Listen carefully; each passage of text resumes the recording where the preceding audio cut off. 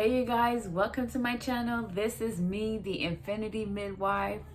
So as you know, this is my first live video ever.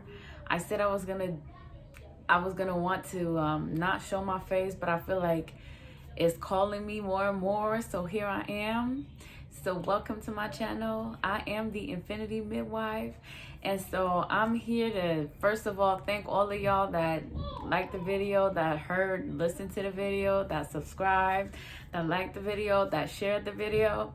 Hopefully it can be beneficial for you, for a family member, for someone that went through a similar experience. So like I said, I'm just gonna keep it under 10-minute mark because I want to keep it short. I want to keep it compact. So let's go right into my story.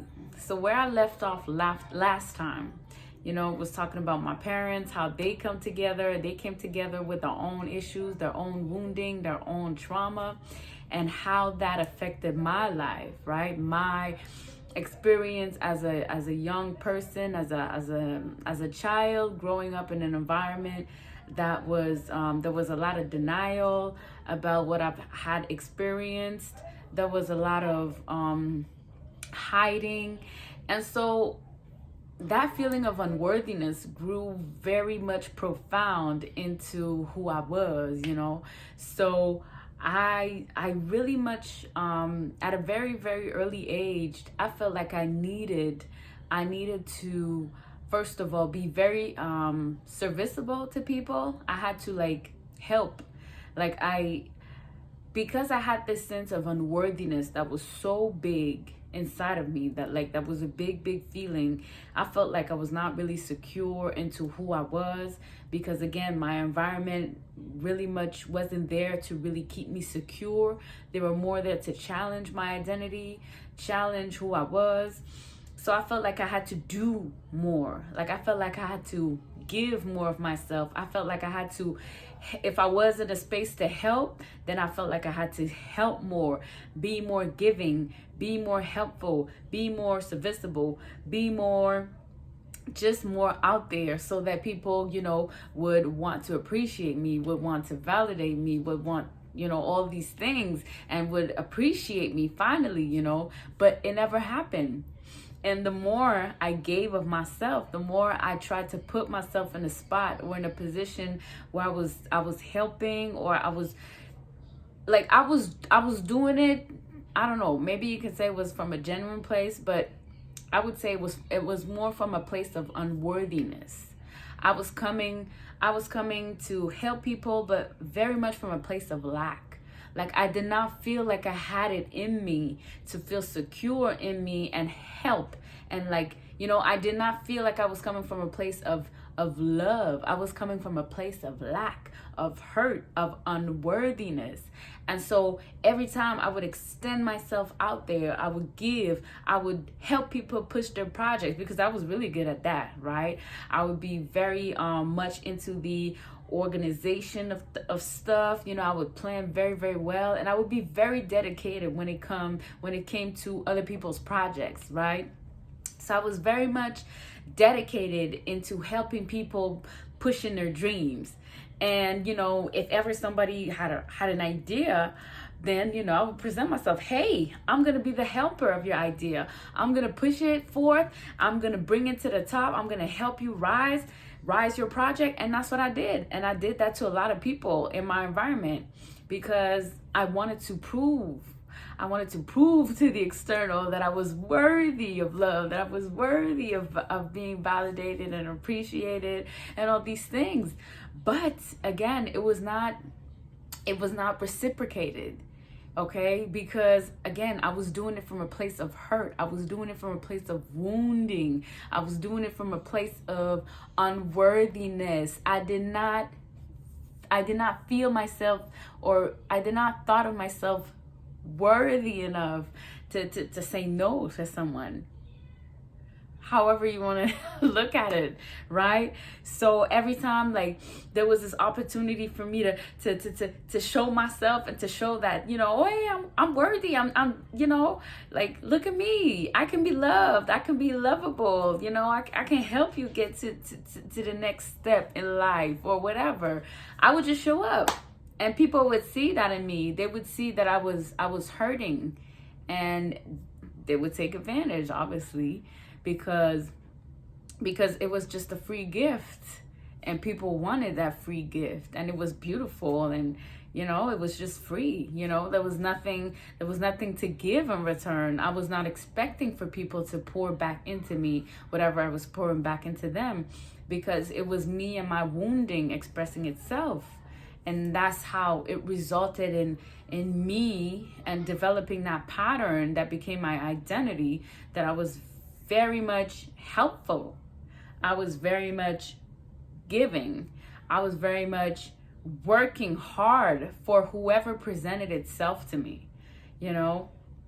So I did that through my teenage years. It started very early on as a child, again, because I had this big feeling that I was not worthy of being loved genuinely without expecting something out of me in return. Like, I felt like I had to give of myself in order to just grasp that tiny bit of, oh my God, maybe this time I'm feeling love, or maybe this time this person really sees me and loves me. No.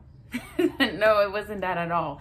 It was just me extending of myself, giving of myself, and expecting someone to finally see me.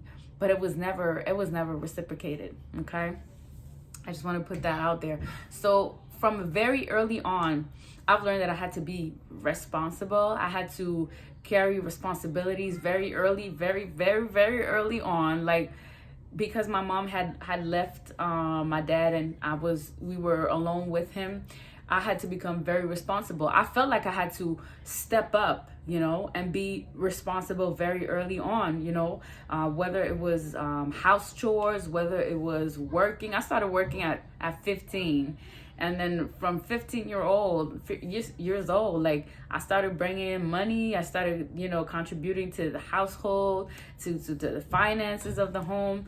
And even at some point when my dad had to leave, I was the one being responsible, cooking the food for everybody in the home, you know, making sure that nobody lacked nothing, making sure that, you know, I was there to provide, whether it was presence, whether it was mental support, whether it was emotional support. Like, I was there for my siblings. I was there just to, you know, make sure that nobody was lacking anything. So I like, very early on, I started being in that parental, or that, you know, that parental role. Although it wasn't my role, but I felt like I had to take it on. Part of me was, you know, to prove to myself that I was worthy. And this other part of me was like, well, you know, I can do it. You know, I'm that strong, you know, I can be that helpful. So I had no problem taking on those tasks, although it was really demanding, on top of what I thought I wanted for myself, you know? So yes, like, very early on, I wanted to be an entrepreneur. I wanted to be a boss. I wanted to be a businesswoman. And I thought I could, you know, carry on the world. But I had this wounding.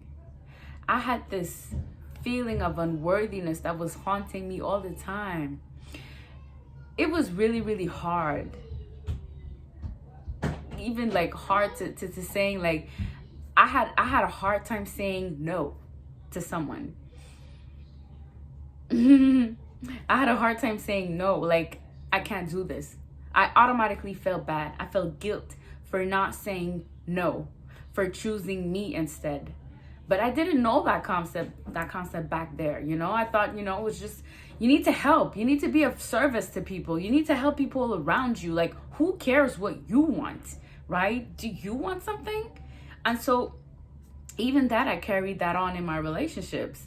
You know, I was not there to show who am I. Like, who am I? I'm not really there to exist. So at some point, even in my intimate relationships, I would relinquish whatever need I ever had, whatever identity I felt like was mine. So I slowly but surely relinquished everything I thought, I could ever be. And in my relationship, it would translate like that. Like, I would be an imposter. I would be whatever the other person wanted me to be, I would be. I was not myself. I was just whatever fantasy, whatever ideal you had of me. Well, then that's what I presented. That's what I brought to the plate.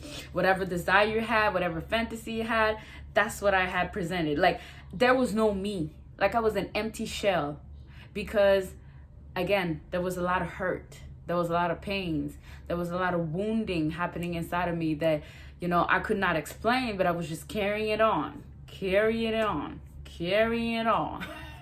So all this to say that, it took a lot of time for me to come to the realization that I do exist, that there is a soul inside of me that wants to be seen, that exists, that has an identity, that is deemed worthy, right? Worthiness, again, is a concept that I really am going to dive in with you guys, because we carry so much wounding and we need to let that go. So I'm going to stop it right here. 11. Hopefully it helped you guys see clearly. Take whatever resonate with you. Go home, reflect on it. And maybe next video you come and you drop a comment, you say something, whatever it is that you want to say. I'm here to be of service, but, without overextending of myself. So I'll say peace out. See y'all next video.